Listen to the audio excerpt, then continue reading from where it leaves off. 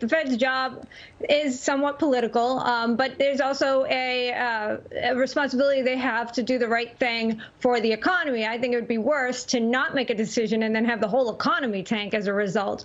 I think we need to pay attention to the dot plots. The Fed dot plots is just a survey of the FOMC members, and where they see rate hikes happening, I think we may see more people want rates to rise sooner. And I think that Powell will be very careful in his language. He will probably start to use tapering. I don't think he'll stop using the word transitory, although he might walk it back a little bit to acknowledge the fact that all prices are rising and inflation is a concern. But I do expect that he will remain somewhat conservative in the way he approaches this, as to not freak the markets out. But I think the markets want to see rates rise. I think it's concerning that the 10-year is falling and not rising. Well, Shana, the other question is, why are they buying mortgage-backed securities when we have a boom in the real estate market? I mean, that really, to be specific about what the Fed is doing, that doesn't seem to make any sense at all, does it?